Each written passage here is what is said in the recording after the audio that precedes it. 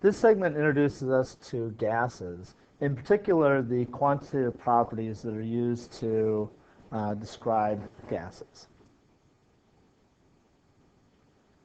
So the quantitative properties that we use to describe a sample of gas are volume, pressure, temperature, and number of moles. So obviously volume is the space that they occupy. Pressure is a result of particles bumping into the walls of the container, and so they will create pressure on the container. Temperature is a measure of the motion of the particles. So if we look at two different temperatures, at a higher temperature, the particles would be moving at a faster speed. And number of moles obviously would be the number of particles that are present inside the sample of gas. Now we do have some potential issues with doing calculations involving gases and these quantitative measurements. So we just want to go through these. So in terms of volume, there's no real issue that we have in using a particular volume unit or measuring the volume. Although gases, it's very difficult to measure those because they are, for the most part, invisible and difficult to contain. But we just need to be consistent. If we're doing calculations involving volume, we need to make sure we're using the same volume units in different places in the equation. With moles, again, we can't count the individual particles, but we can use mass or volume to determine moles. And we can look at how moles are related to the other quantitative properties. Next, we have temperature. Temperature is going to be an issue because remember that we said temperature is going to be related to the motion of the particles.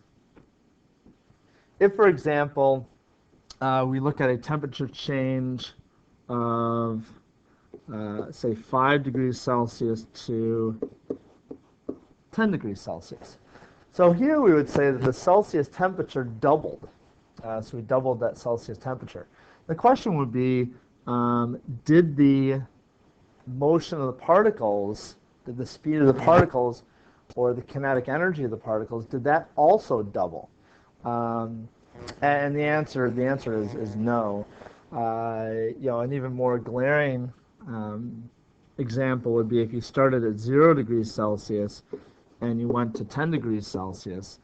Well, and that, given those numbers, by what factor does the temperature increase? Well, you can't even determine the factor because 0 degrees Celsius, what do you multiply that by to get 10 degrees Celsius? You can't. So the Celsius scale cannot be used in any calculations involving gases. So that's a very important point for us to keep in mind. So when we do temperature calculations, we always have to use the Kelvin scale. All right. So the Kelvin scale has as its lowest temperature the lowest possible temperature. Now you might ask, well, what is the lowest possible temperature? Well, if temperature is measuring the relative motion of the particles, the lowest possible temperature would be when those molecules or particles have completely stopped moving. So that would be absolute 0. So 0 on the Kelvin scale represents what we call absolute 0, where the particles have completely stopped moving. So as long as we use the Kelvin scale, if we looked at a change from 5 degrees Kelvin to 10 degrees Kelvin, right, we would say that the motion of the particles indeed did double. That temperature is twice as high, and so the kinetic energy of the particles would be twice as much.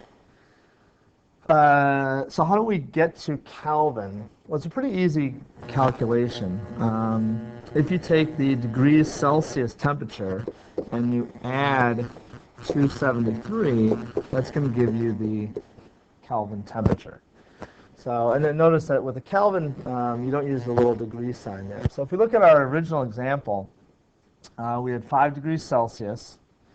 And so if we add that onto 273, we would have 2 78 Kelvin, going to 10 degrees Celsius, which would be 283 Kelvin. And so you can see there that in the Kelvin scale, you didn't go up by that big a ratio. So the motion of the particles, the kinetic energy of particles, doesn't go up that drastically when you raise the temperature from 5 degrees Celsius to 10 degrees Celsius.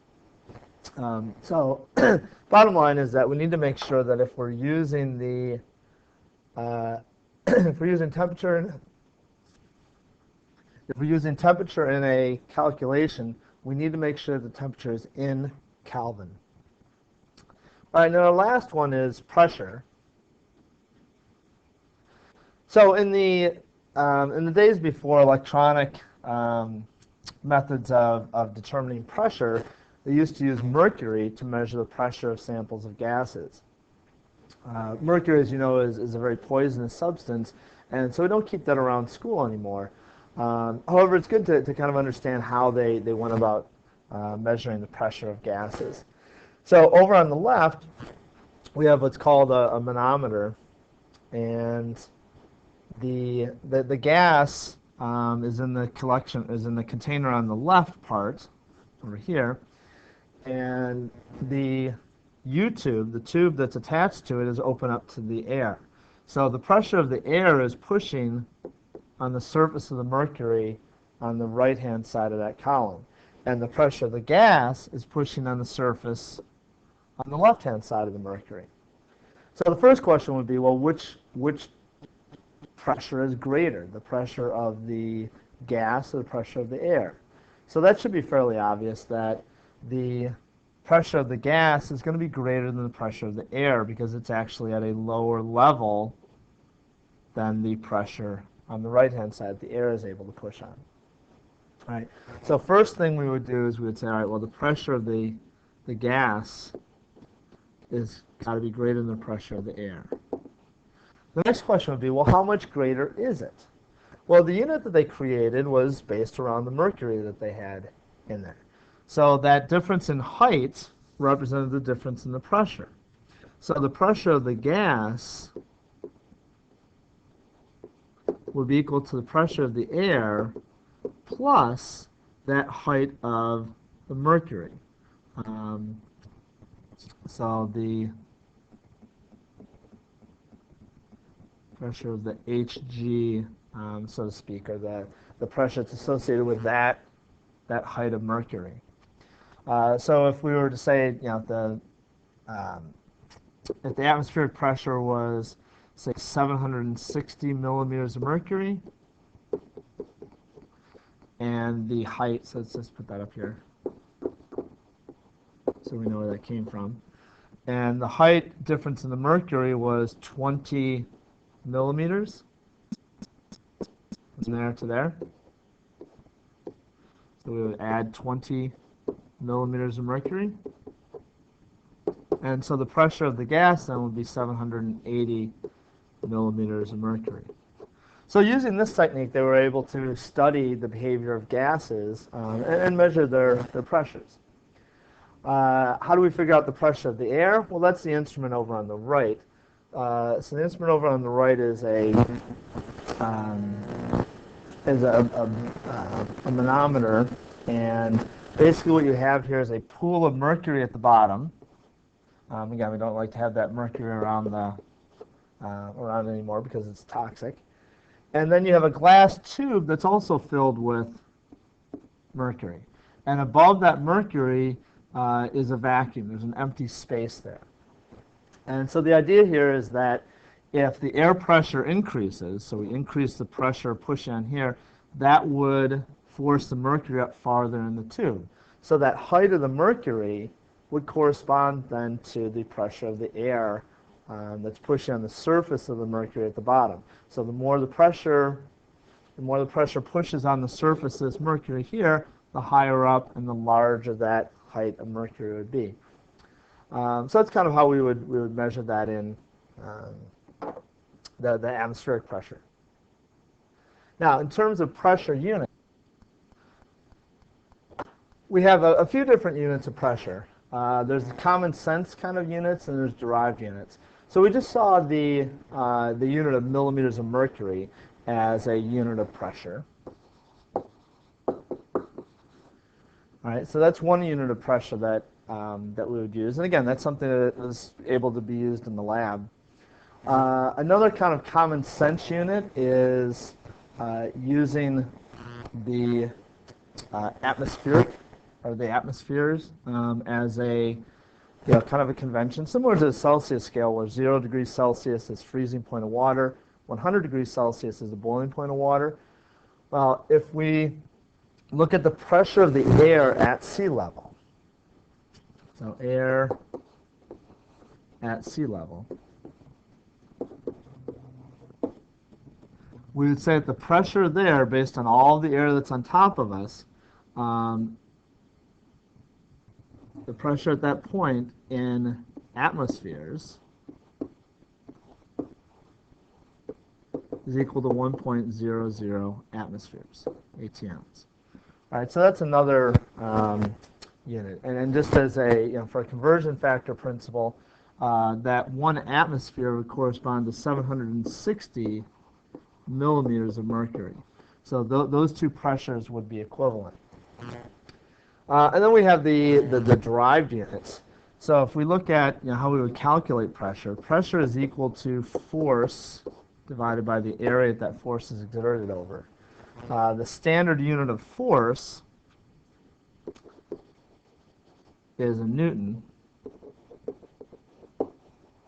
and the standard unit of area is a meter squared. So if we plug those units in, so if we exert a force of 1 Newton over an area of 1 meter squared, we get what is called 1 unit of pressure, called a Pascal. Okay. Now, a Pascal is a very, very small pressure unit.